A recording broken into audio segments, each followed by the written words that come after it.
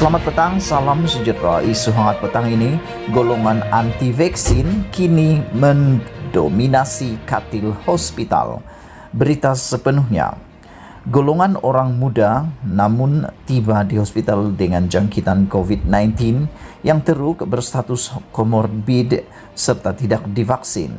Fenomena yang kini menjadi kelaziman di Hospital Tengku Ampuan Rahimah HTAR Klang dengan angka mereka mengatasi jumlah pesakit warga emas komorbid tetapi lengkap vaksin COVID-19.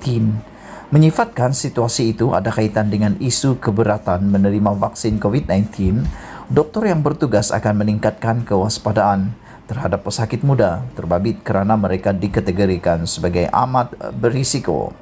Pakar perunding perubatan kecemasan HTAR Dr. Ahmad Tajuddin Muhammad Nur memberitahu bernama bahawa kira-kira 2/3 daripada pesakit yang diterima di hospital itu adalah berusia bawah 60 tahun dan hampir kesemuanya tidak divaksin. Malah ada kelompok yang sedemikian, masih ada kelompok yang sedemikian.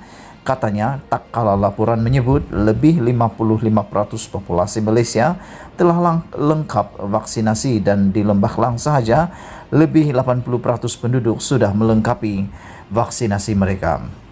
Dr. Ahmad Tajuddin yang juga Ketua Jabatan Kecemasan dan Trauma HTAR berkata, tren itu mula dikesan pada permulaan gelombang keempat penghujung Jun lepas. Katanya, ketika itu mereka tidak mengaitkan isu keberatan untuk divaksin sebagai penyumbang utama status vaksinasi pesakit. Berikutan pemvaksinan masih belum dilaksanakan secara meluas. Bagaimanapun mengambil kira program pemvaksinan tanpa temu janji sudah dilaksanakan sejak hampir 2 bulan lepas.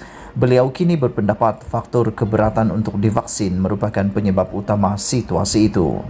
Baik yang pertengahan usia maupun yang lebih muda, setengahnya hanya menerima 1 dos, manakala yang lain pula langsung tidak menerima sebarang dos vaksin, katanya. Golongan anti-vaksin yang turut digelar anti-vaxxer ini kini menjadi kelompok yang mendominasi katil hospital dan juga penyumbang angka kematian akibat COVID-19 di negara-negara yang telah memulakan pemvaksinan lebih awal seperti Amerika Serikat dan Israel. Pusat Kawalan dan Pencegahan Penyakit Berjangkit Amerika Serikat baru-baru ini melaporkan penduduk negara itu yang tidak divaksin didapati 10 kali ganda berkemungkinan dimasukkan ke hospital dan 11 kali ganda berkemungkinan maut berbanding mereka yang divaksin. Sementara di Malaysia pula, Kementerian Kesihatan Malaysia KKM mendedahkan kumpulan yang tidak divaksin merangkumi hampir 80% daripada pesakit yang dirawat di hospital sekarang. Mengulas lanjut, Dr. Ahmad Tajuddin berkata status vaksinasi pesakit mempunyai impak yang besar terhadap tahap pemulihan mereka. Kita dapati ada perbezaan umpama langit dan bumi. Jika seseorang pesakit itu telah divaksinasi, keadaannya tidak mungkin merosot teruk. Namun, jika dia tidak divaksinasi dan tiba dalam keadaan tidak begitu teruk, keadaannya boleh berubah dan merosot dengan cepat. Andai kata seorang pesakit tiba dalam keadaan kategori 4, yaitu perlukan bantuan oksigen serta tidak divaksinasi, maka kami perlu tingkatkan kewaspadaan kerana dia adalah red flag bagi kami, katanya. Menurutnya, kesemua pesakit COVID-19 yang diterima HTAR mempunyai lebih daripada satu penyakit atau kelompok komorbid. Pengarah HTAR Dr. Zurkaini Muhammad Rawi mengesahkan tren itu dan menganggarkan 70% daripada kemasukan ward adalah golongan yang tidak divaksinasi yang turut menyumbang 80% kepada angka kematian. Katanya, kebanyakan pesakit muda yang keadaannya merosot dengan teruk turut didiagnosis dengan diabetes yang tidak dikesan lebih awal. Yang muda ada komorbiditi, obesiti, ada kencing manis, tak pernah menjalani pemeriksaan kesihatan, perubatan.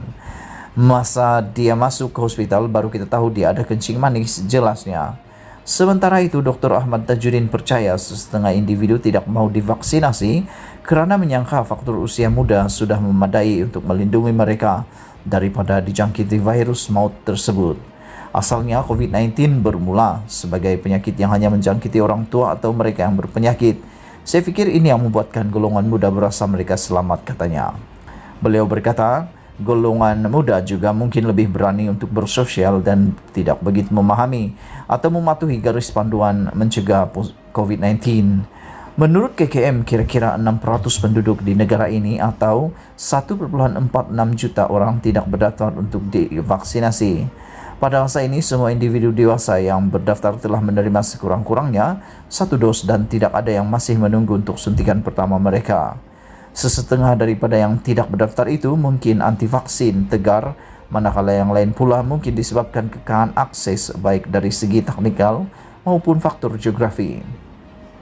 KKM dengan bantuan badan bukan kerajaan seperti MESI Malaysia, Persatuan Bulan Sabit Merah Malaysia serta IMARET berusaha memastikan mereka yang menghadapi kekalahan tersebut, sama ada kerana tinggal jauh di pedalaman atau pekerja asing, mendapat akses kepada vaksin COVID-19.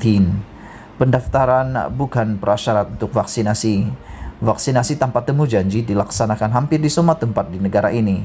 Selain itu, terdapat usaha outreach menggunakan segala kemudahan yang ada, helikopter, bot dan lain-lain untuk memberikan vaksin kepada golongan yang berdepan jurang digital, kata Dr. Mahes Apanan, Ketua Data di Pusat Kesiapsiagaan dan Tindakan Cepat Krisis CPRC dalam responnya kepada Ahli Parlimen Teluk Intan Eng Khor Ming menerusi Twitter. Golongan anti-vaksin hanya memiliki atau mewakili segelintir daripada jumlah penduduk negara ini. Namun itu tidak menghalang mereka daripada menggunakan media sosial untuk berkongsi maklumat salah selain aktif menghasut orang lain agar tidak mengambil suntikan vaksin COVID-19. Ada juga yang menjual sijil vaksin percuma atau palsu bagi membolehkan mereka menikmati kebebasan yang diberikan oleh pihak berkuasa kepada individu yang telah lengkap vaksinasi. Pakar kesihatan awam serta kumpulan majikan turut menyatakan sokongan masing-masing sekiranya vaksinasi diwajibkan pada masa akan datang jika masih terdapat ramai penduduk yang enggan divaksinasi sekalipun telah didekati oleh pihak bertanggungjawab. Berita penuh dari hmetro.com dipetik dari Info Rakyat. Sekian isu hangat petang ini, jangan lupa tekan butang subscribe dan kita jumpa lagi. Bye-bye.